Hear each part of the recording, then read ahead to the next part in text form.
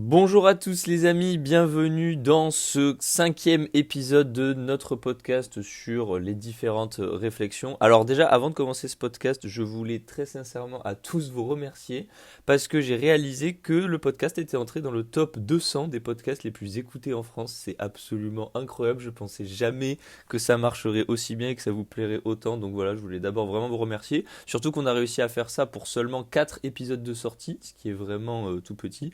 Donc ça me fait vraiment trop plaisir, vous êtes vraiment les boss, merci à tous les refs, ça me fait trop plaisir. On va donc continuer aujourd'hui le voyage qu'on a démarré il y a maintenant un mois dans ma tête avec mes différentes réflexions liées à la philosophie. Et aujourd'hui j'ai envie de vous parler, si vous le voulez bien, de la paix intérieure. Alors la paix intérieure, c'est un sujet que j'évoque tout le temps dans mes différents TikTok ou même dans mes différents podcasts. C'est vraiment le truc principal et souvent quand les gens me demandent quel est le secret du bonheur, je réponds que moi le bonheur je m'en fous et que je recherche la paix intérieure. Mais du coup, la paix intérieure, en fait, qu'est-ce que c'est? Pourquoi est-ce qu'on cherche à l'atteindre et surtout comment est-ce qu'on va l'atteindre? C'est justement exactement notre plan aujourd'hui. Donc on va voir dans un premier temps qu'est-ce que c'est la paix intérieure, c'est-à-dire en quoi ça consiste, comment on sait si on la ressent. Ensuite, dans un deuxième temps, on va voir pourquoi est-ce que selon moi c'est important la paix intérieure, pourquoi est-ce que c'est plus important que le bonheur, pourquoi est-ce que c'est plus important que tout le reste en fait. Et enfin, on va finir évidemment en disant comment est-ce qu'on peut essayer de l'atteindre d'une manière plus ou moins pratique, plus ou moins logique, d'une manière concrète finalement. Donc, on est parti. Alors déjà, la paix intérieure, qu'est-ce que c'est? Pour comprendre ce que c'est la paix intérieure, il faut bien faire la différence entre paix intérieure et bonheur. Parce que la paix intérieure, ce n'est pas du tout le bonheur. Être en paix, ça ne veut pas dire être heureux. Ce sont deux choses différentes. Néanmoins, être en paix, c'est le meilleur moyen de pouvoir être heureux quand on souhaite l'être. Je m'explique. Chez les stoïciens, on retrouvait déjà cette idée qu'il fallait ressentir aucune émotion, mais je vous ai déjà parlé que le stoïcisme, même si c'est ce dont je m'inspire le plus, il y a quand même beaucoup de choses avec lesquelles je ne suis pas d'accord. Et en l'occurrence, justement, cette histoire de ressentir les émotions, c'est là où est le plus gros point de discorde que j'ai avec les stoïciens, parce que les stoïciens vont nous demander de ne pas ressentir des émotions, en tout cas les stoïciens les plus extrêmes.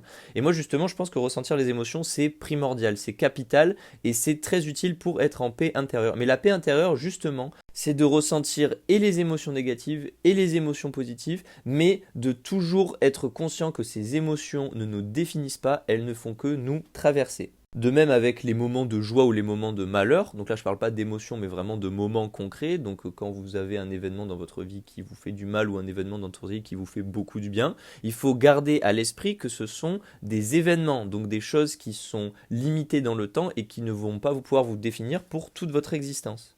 C'est donc dans ce cadre qu'en fait la paix intérieure c'est quoi? La paix intérieure c'est ni être malheureux, ni être heureux, ni être vide d'émotions, ni être plein d'émotions, c'est faire la balance parfaite entre ce qu'on ressent de bien et ce qu'on ressent de mal. C'est aussi être conscient qu'il n'y a pas de lumière sans obscurité et pas d'obscurité sans lumière. Être conscient que ne pas ressentir les émotions, c'est pas la solution parce que ce serait comme essayer de boucher avec un barrage une rivière qui coule très fort, ça finirait par déborder et par vous faire du mal à votre paysage. Et de la même manière, il ne faut pas non plus se laisser submerger par la rivière et la laisser déborder en crue. Il faut trouver le juste milieu, regarder le cours d'eau s'écouler paisiblement dans notre cœur. Et de même, ne vous apitoyez pas sur vos moments de malheur et ne vous appuyez pas sur vos moments de bonheur. Il faut être conscient que dans les deux cas, ce sont juste des moments passagers et qu'il faut voir au-delà de ça. Il faut voir au-delà de juste les moments pour savoir si on est heureux ou si on est malheureux, si on ressent beaucoup d'émotions ou pas. Il faut voir au-delà des moments figés dans le temps qui sont trop précis. Donc voilà, la paix intérieure, en quelques mots, c'est la balance parfaite de nos émotions, la balance entre le malheur et le bonheur, entre trop d'émotions ou pas assez, c'est vraiment être en équilibre parfait, d'où le fait qu'on appelle ça la paix intérieure, parce que la paix c'est justement l'équilibre intérieur. C'est aussi un principe qu'on voit dans beaucoup de films, alors ça peut paraître très cliché, mais je pense notamment à Kung Fu Panda, d'ailleurs je sais qu'il y a beaucoup de gens qui y ont pensé dès que j'ai évoqué le mot au début. La paix intérieure, c'est vraiment ce principe-là qu'on retrouve dans Kung Fu Panda, c'est-à-dire ne pas ressentir trop d'émotions, mais ne pas en ressentir non plus en fait. Parce que ça d'ailleurs c'est quelque chose qui peut paraître fou, mais c'est que en fait la paix intérieure c'est la balance, alors pourquoi est-ce que ne pas ressentir d'émotions ce serait pas une forme de paix intérieure? Mais parce qu'en fait ne pas ressentir d'émotions, comme je vous l'ai expliqué, ce serait bloquer un barrage, donc ce serait une paix en apparence, c'est vrai qu'on a l'impression que la personne ne ressent aucune émotion, mais au fond de lui il y a un bouchon qui bloque plein de choses et un jour ce bouchon finira par éclater et il est là le vrai danger en fait. C'est que la paix intérieure sans laisser les émotions s'écouler, c'est pas de la paix, c'est juste une apparence de paix, c'est un masque, c'est le fait qu'on se bouche volontairement de nos émotions et que du coup on s'empêche de ressentir tout comme on devrait le faire en tant qu'être humain qui ressent des choses. Et c'est là le danger, c'est que si un jour ce bouchon il cède ou il casse, ben ça va plus du tout être la paix intérieure, ça va être la colère, ça va être le surplus d'émotions, ça va être la rage, ça va être la haine, etc.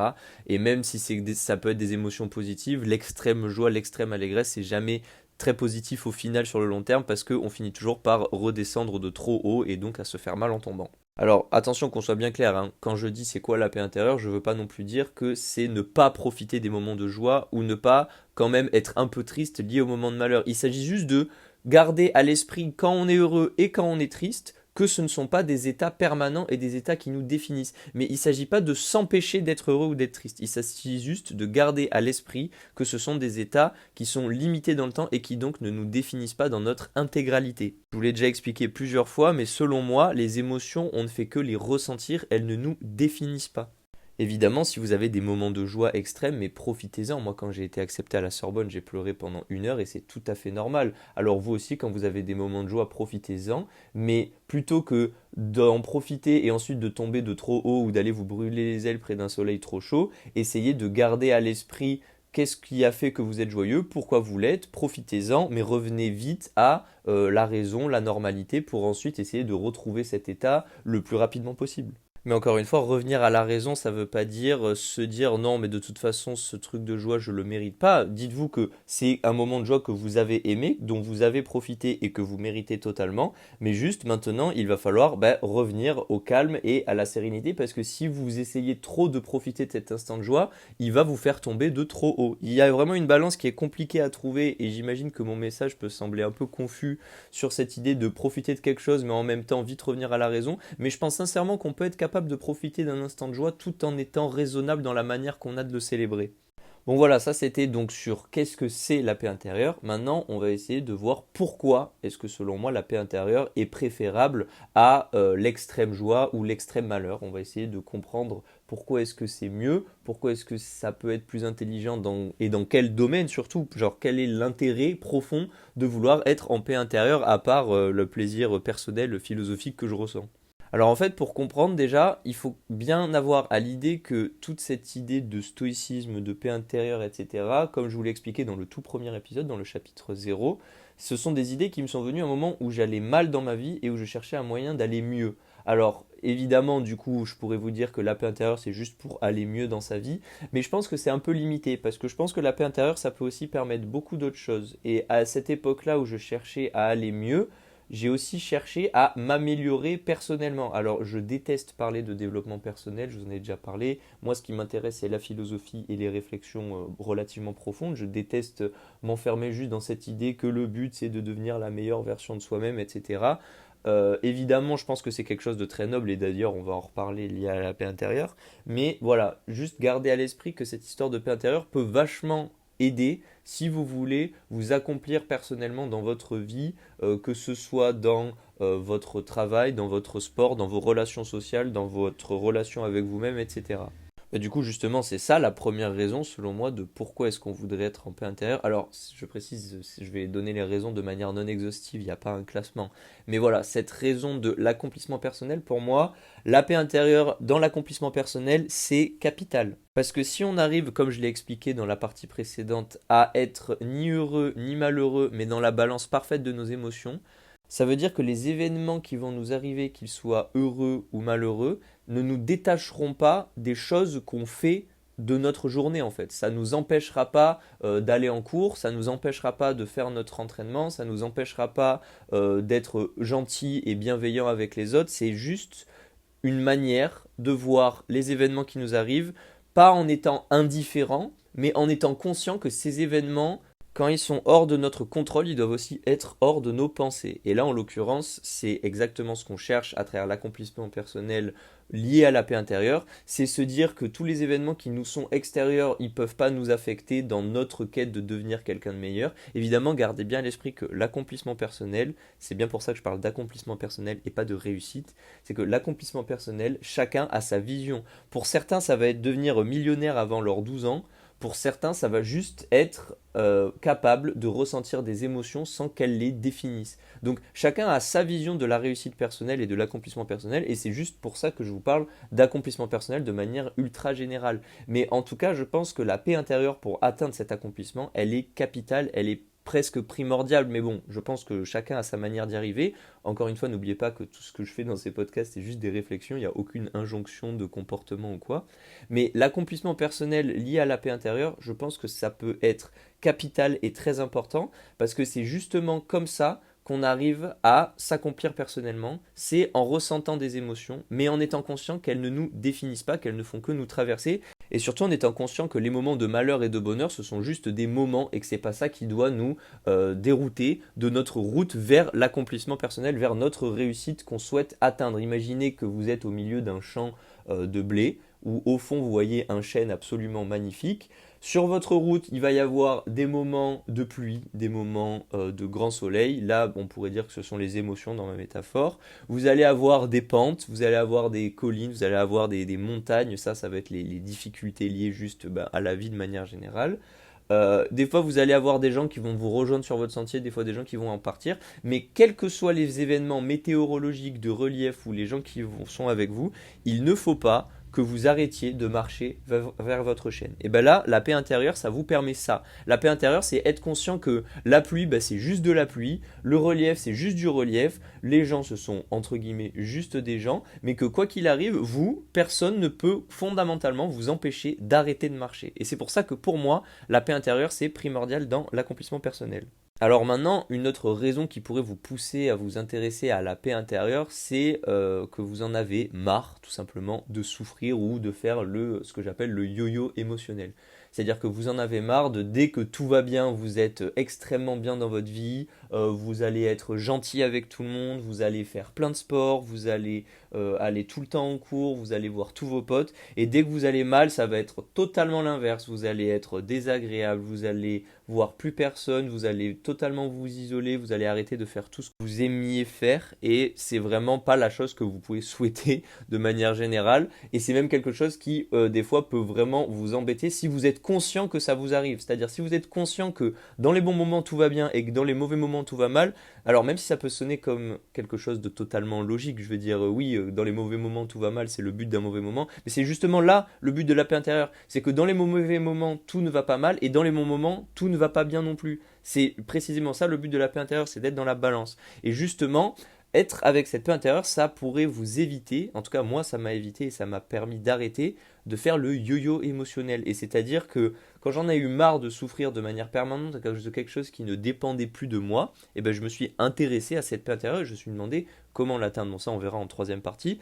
Mais du coup voilà, la recherche de la paix intérieure, ça peut être parce que vous êtes motivé, parce que vous en avez marre de souffrir ou de faire le yo-yo émotionnel, vous en avez marre de vous sentir mal dans les mauvais moments et bien dans les bons moments, vous avez envie de vous sentir globalement de manière un peu plus équilibrée tout le temps, parce que si vous êtes globalement équilibré un peu tout le temps, ça vous évitera la trop grande souffrance, mais ça ne vous évitera pas non plus les trop grands moments de bonheur. Et c'est là, je pense, où la paix intérieure peut être absolument géniale, c'est qu'elle peut vous éviter de la négativité, mais elle va pas non plus vous empêcher d'avoir de la positivité. Parce que la positivité, c'est quelque chose qu'on aime ressentir, alors que la négativité, c'est quelque chose qu'on n'aime pas ressentir. Je veux dire, bon, jusqu'ici, c'est à peu près logique et vous me suivez. Mais le fait qu'on aime ressentir de la positivité, ça veut dire qu'on va être plus enclin à la recevoir. Et c'est pour ça souvent que les gens ont l'impression que je suis heureux dans mes vidéos. C'est parce qu'ils se disent, ouais, il a l'air totalement heureux, il est souriant tout le temps. Ben non, c'est juste qu'en fait, quand on est en paix intérieure, quand on est en paix avec nos émotions, quand on est ni trop heureux, ni trop malheureux, ni trop vide d'émotions, ni trop plein, ben ça nous permet en fait de choisir ce qu'on a envie d'être aujourd'hui. Ça nous permet de savoir qu'est-ce qu'on a envie de ressentir comme émotion positive ou négative. Alors évidemment, j'extrapole énormément. Des fois, on ne peut pas choisir nos émotions et il y a plein de fois où je me suis senti mal récemment malgré toute la paix intérieure du monde. Mais c'est absolument génial de pouvoir savoir quelles émotions on veut sélectionner pour la journée qu'on va passer, savoir comment on a envie d'être avec le monde qu'on va rencontrer aujourd'hui, savoir ce qu'on a envie de faire sans que nos émotions prennent notre contrôle. D'ailleurs, ça va avec mon troisième point du pourquoi est-ce qu'on devrait chercher la paix intérieure, c'est pour se protéger soi et les autres. C'est-à-dire que quand on est en paix intérieure, on évite les réactions colériques, on évite de parler sous le coup des émotions, parce que si on est en paix intérieure, nos émotions, on est conscient qu'elles ne font que nous traverser, elles ne nous définissent pas. Et si elles ne nous définissent pas, on n'a pas envie de dire des mots aux autres qui, eux, vont nous définir à travers nos mots. Et c'est justement une bonne manière de comprendre comment est-ce que la paix intérieure peut nous protéger, nous, mais aussi les autres. C'est qu'elle peut nous protéger de nos propres vices, en fait. Elle peut nous protéger de ces moments où on va réagir à travers des émotions qu'on ressent sur un instant T, alors que on a totalement arrêté de la ressentir après, et du coup nos mots, vu qu'on ne ressent plus les mêmes émotions qu'à l'instant T-1, ils n'ont plus aucun sens. Et tous les mots qu'on a dit avant, on ne pouvait pas les penser. Mais d'ailleurs, là, vous avez tout de suite en tête la réaction de quelqu'un de colérique qui va répondre de manière mal, mais ça peut même aller dans l'autre sens. Par exemple, vous êtes très joyeux et vous promettez à quelqu'un que vous allez faire le tour du monde avec lui pendant 2 semaines, dans 3 mois. Mais au bout de quelques semaines, vous vous rendez compte que vous avez dit ça, mais qu'en fait vous ne le pensiez pas du tout, vous étiez juste en état d'euphorie. Et ben voilà, c'est à ça que ça sert la paix intérieure, c'est être conscient que la joie c'est une émotion qui nous traverse et que peut-être que l'extrême allégresse c'est pas le meilleur moment pour prendre des décisions de manière objective et de manière rationnelle. D'ailleurs, l'une des raisons qu'on aurait aussi de ressentir la paix intérieure, enfin de vouloir la paix intérieure du moins, c'est de se dire qu'on veut être dans la raison, on veut être dans la logique, dans la rationalité, parce que c'est comme ça qu'on aime réfléchir. Alors c'est pas quelque chose que j'aborde parce que je m'y suis pas encore assez intéressé de manière ultra philosophique à toutes ces questions d'éthique, de raison, enfin à toute la philosophie de Kant en fait. Mais voilà, ça ne saurait tarder et je pense qu'on reviendra sur cette histoire de pourquoi est-ce qu'on cherche la raison plus tard dans d'autres podcasts. Et enfin, pour moi, la dernière raison qui pourrait vous pousser à chercher la paix intérieure, et là c'est vraiment lié à mon interprétation que j'en fais, et c'est justement là où ça diffère beaucoup avec les stoïciens, c'est que la paix intérieure ne nous empêche pas de ressentir des émotions, elle nous empêche juste d'en souffrir.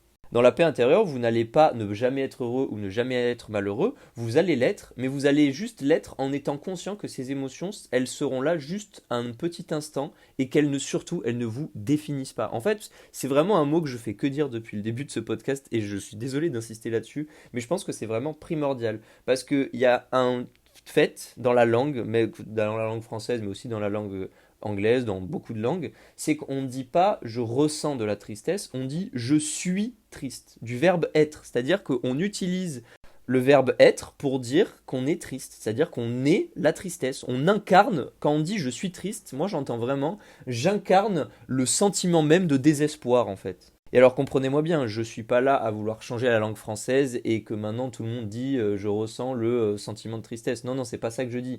Mais ce que je veux dire, c'est que en fait, la langue, c'est quand même un moyen de savoir comment les gens ressentent les choses. Et en l'occurrence, quand tu dis je suis triste, même si évidemment tu penses pas la phrase que je viens de dire, à savoir quand tu dis je suis un peu triste, tu penses pas j'incarne la version même du désespoir. C'est pas tout à fait ça ce que tu veux dire quand même. Mais le fait est que à travers la langue, eh ben, tu ressens des fois des choses et tu as l'impression que oui, des fois la tristesse, la joie, le malheur, le désespoir, tout ça, ce sont des émotions qui te définissent. C'est-à-dire que vraiment, quand les gens te voient, ils ne voient qu'une boule de malheur ou qu'une boule de bonheur. Et justement, le but de cette paix intérieure, c'est de pouvoir ressentir toutes ces émotions, mais sans que les gens, ou même toi avec toi-même, tu ne te vois pas comme l'incarnation même du désespoir. C'est-à-dire que quand tu es triste, tu te dis, eh ben, j'ai juste ce sentiment de tristesse qui me traverse, mais ça ne veut pas dire que j'incarne la tristesse. C'est exactement comme quand un nuage gris passe devant le soleil, vous vous dites pas que le soleil n'existe plus, vous savez juste que c'est le temps d'un nuage. Là c'est pareil, la paix intérieure ça vous permet de savoir que quand vous êtes triste, c'est juste un instant qui passe dans votre état émotionnel, mais que il sera parti aussi vite qu'il est venu. Enfin d'ailleurs, des fois il va partir de manière beaucoup plus longue, mais encore une fois, c'est pas grave. C'est pas grave combien de temps ça reste, ce qui compte c'est juste de savoir que ça vous définit pas. Tant qu'il y a le nuage gris devant le soleil, vous vous dites pas que le soleil n'existe pas, et ben là c'est la même chose. Bien voilà, donc ça c'était sur pourquoi selon moi ressentir la paix intérieure. Maintenant on va essayer de s'intéresser à comment ressentir la paix intérieure, donc ça va être notre dernière partie. Comment atteindre cet état dont je fais que vous parler depuis maintenant 19 minutes, et ben on est parti. Alors déjà de manière extrêmement concrète, parce que j'ai vraiment pas envie de continuer dans mes élucubrations philosophiques, comment être en paix intérieure, je pense que vraiment la règle numéro un et qui est la plus importante, c'est de ne pas se mettre au centre de l'action qui se passe sous vos yeux, quelle que soit l'action. À chaque fois que vous avez une interaction sociale, à chaque fois que vous êtes dans un groupe, que vous êtes dans une soirée, ou même que vous êtes dans une interaction juste avec un seul être humain, ne vous mettez pas au centre de l'action. Mais attention, ça ne veut pas non plus dire qu'il faut mettre l'autre personne ou tous les autres au centre de l'action. Ça veut juste dire que si vous êtes dans une conversation à deux personnes, mettez le centre de l'action au centre de vous deux. C'est-à-dire qu'il faut autant que sa voix et la vôtre se fassent entendre, il faut autant que vous pensiez à sa manière d'être, au contexte dans lequel la personne parle en face de vous, à ce qu'elle lui est arrivé dans la journée, à ce qu'elle a ressenti, etc. Et il faut que vous fassiez la même chose pour vous. Il faut que vous contextualisez ces deux choses pour vous deux. Je pense que c'est vraiment ça la clé de ne pas se mettre au centre de l'action, c'est de contextualiser tout ce qui se passe. C'est-à-dire de vous demander pourquoi cette personne réagit comme ça, de vous demander pourquoi est-ce que moi je réagis comme ça, est-ce que cette personne a ressenti des choses négatives, est-ce que cette personne a vécu des choses négatives, est-ce que moi j'ai vécu des choses négatives, comment est-ce que tout ça s'agence dans notre conversation et qu'est-ce que les émotions vont filtrer comme ressenti, comme mot, et est-ce que je dois vraiment croire tout ce que cette personne est en train de me dire alors que je sais qu'il n'y a pas longtemps elle a vécu quelque chose de douloureuse. Et il faut vous dire la même chose pour vous. Est-ce que tout ce que je dis je le pense vraiment? Et si c'est pas le cas, vite il faut que je dise à la personne que je pense pas tout ce que je dis, mais juste que je suis sous le coup de la colère ou de l'incompréhension. Pour moi c'est vraiment ça l'idée de contextualiser et de ne pas se placer au centre de l'action, d'avoir du recul, essayer de vous voir à la troisième personne comme si vous jouiez à Fortnite en fait. J'ai vraiment commencé à réaliser ça moi quand je suis arrivé en Suède parce que je suis arrivé avec totalement des inconnus et ne pas me mettre au centre de l'action et plutôt les laisser eux parler sans forcément attendre mon tour de parler mais juste en les écoutant, en les comprenant et en essayant de vraiment me mettre à leur place, ben, ça m'a vraiment permis d'être vachement en paix dans mes relations avec eux et de pas stresser par rapport au fait qu'ils soient en colère contre moi ou que je sois en colère contre eux parce que ben on s'écoutait parler et c'était absolument magnifique. Donc ça c'est vraiment la manière la plus concrète. Maintenant une autre manière assez concrète que je peux vous conseiller c'est la méditation. Alors il n'est pas question de méditation bouddhiste à faire des aum en tailleur, hein, vraiment c'est pas le but. La méditation ça peut être n'importe quand, n'importe où. La méditation pour moi c'est juste réfléchir aux émotions qu'on est en train de ressentir. Voilà, c'est vraiment littéralement tout. Je fais ça dès que je fais pas ça de manière régulière, hein, je fais ça juste dès que j'en ai marre ou dès que j'ai quelque chose, dès que je ressens trop d'émotions et que ça m'énerve. Je regarde le ciel, je regarde un film, je me pose, mais juste pendant un moment, je vais réfléchir à mes émotions, je vais les mettre à plat dans ma tête, je vais essayer de comprendre d'où est-ce qu'elles viennent, pourquoi est-ce que je les ressens, pourquoi est-ce que j'ai envie d'arrêter de ressentir de cette manière, etc., etc. C'est vraiment ça la méditation. Mais vous pouvez méditer quand vous êtes avec des gens, vous pouvez méditer quand vous êtes en cours, vous pouvez méditer quand vous regardez un film. L'idée c'est juste de se poser dans votre tête et de réfléchir à vos émotions, de les classer, de les ranger dans des tiroirs pour être en paix avec ce que vous ressentez, pour justement atteindre cette fameuse paix intérieure. N'oubliez pas non plus que la paix intérieure, ça veut dire être en paix avec ce que vous ressentez. C'est-à-dire, vous ressentez des émotions, même si elles ne vous plaisent pas, vous devez être en paix avec le fait qu'elles existent. Justement, dans la méditation, une manière que j'ai de faire une métaphore pour représenter mes émotions, pour essayer de mieux y réfléchir, parce que c'est toujours bien de réfléchir à travers des métaphores, ça nous permet de mieux comprendre ce qui se passe, bah, c'est justement de voir les émotions comme un cours d'eau. C'est-à-dire, je vous en ai parlé au début de la vidéo, c'est que j'essaye d'imaginer ce cours d'eau des émotions qui circulent à travers moi, j'essaye de vraiment représenter tout de manière précise. Donc la colère, ça va être un torrent tumultueux, une cascade qui fait beaucoup de bruit. La joie, ça va être un ruisseau qui coule de manière parfaitement laminaire. Alors laminaire, si vous ne savez pas ce que c'est, allez voir sur internet parce que je ne vais pas pouvoir vous le décrire à travers un podcast. Mais en tout cas, voilà, cette métaphore du cours d'eau, pour moi, elle est primordiale parce que je sais que quand les émotions s'écoulent en moi, c'est quelque chose qui permet de faire pousser mes rivages, de faire fleurir ma forêt, de faire fleurir mes champs, parce que quand l'eau s'écoule, eh ben, il y a la vie qui s'écoule sur les côtés, et moi je peux donc gambader dans ces vertes prairies qui ont été arrosées par mes émotions, parce que je suis en paix avec ce que j'ai ressenti, et que du coup, mes prairies ne se sont pas faites inonder, mais en même temps elles se sont pas faites assécher non plus, parce que j'ai ressenti la bonne quantité d'émotions, parce que j'ai cherché justement cette paix intérieure. Et enfin, on va terminer du coup ce podcast sur le dernier point du comment est-ce qu'on peut avoir cette paix. C'est pour moi aussi l'un des plus importants et c'est ce dont je parle le plus en ce moment sur internet. Quand quelque chose est hors de votre contrôle, ça doit être hors de votre pensée. Il faut arrêter de vivre au travers des autres, il faut arrêter de vivre pour les autres, il faut comprendre et faire la différence entre ce qui est de notre contrôle ou ce qui ne l'est pas. Pour ça, je vous recommande le Manuel d'Épictète, qui est un livre absolument merveilleux, dans lequel justement il parle du fait que les choses qui sont hors de notre contrôle doivent être hors de notre pensée.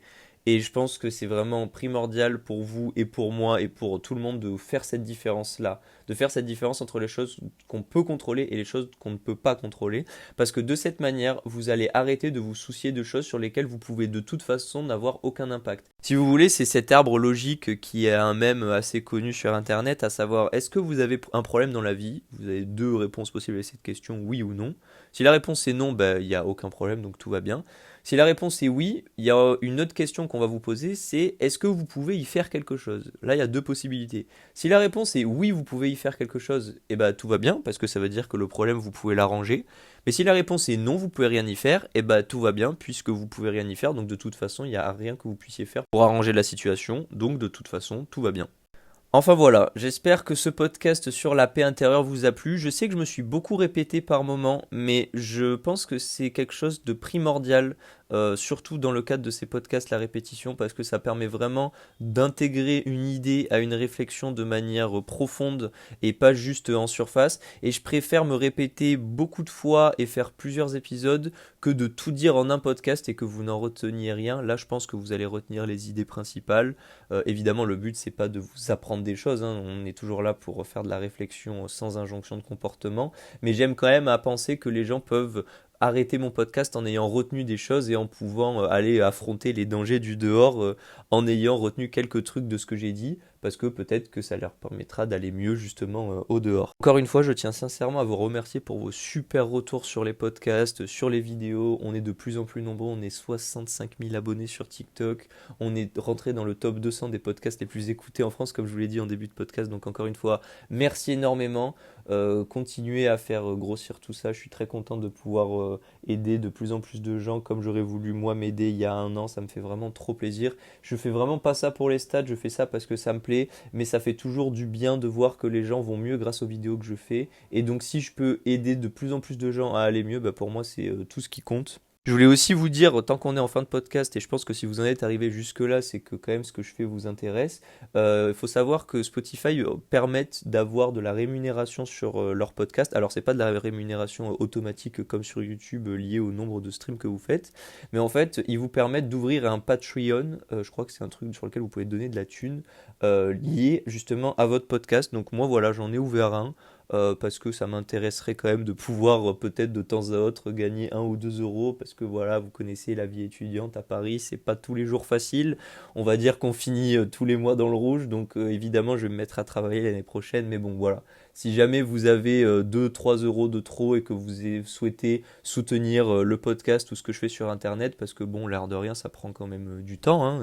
Là, ce podcast, j'ai mis quand même 2 heures à l'enregistrer. Évidemment, vous êtes obligé à rien, hein. C'est vraiment juste des dons si jamais vous avez des trucs qui traînent. Je veux vraiment obliger rien à personne et je veux vraiment que c'est tout ce que je fais sur internet, je veux que ça reste totalement gratuit. C'est vraiment juste vous, si vous en avez envie. D'ailleurs, j'en profite pour vous dire que tout ce que j'ai fait sur internet est totalement gratuit, y compris mes cours de physique. C'est-à-dire que si vous êtes intéressé par mes cours de physique en master, enfin de L1, L2, L3 et master, ils sont totalement disponibles sur mon Linktree. Vous pouvez retrouver le lien vers mon Google Drive. Donc voilà, n'hésitez vraiment pas à y faire un tour, c'est totalement gratuit, vous avez 4 années de cours totalement gratuits disponibles. Ça me fait plaisir de pouvoir partager ce savoir justement avec vous. En tout cas, encore une fois, merci d'être allé jusqu'au bout de ce podcast. On se retrouve, je sais pas quand, parce que comme vous avez vu, j'ai arrêté de poster toutes les semaines. Je poste quand j'en ai envie et quand j'ai l'inspiration. Je vous fais à tous des très très gros bisous, portez-vous bien et soyez en paix mes amis. Ciao!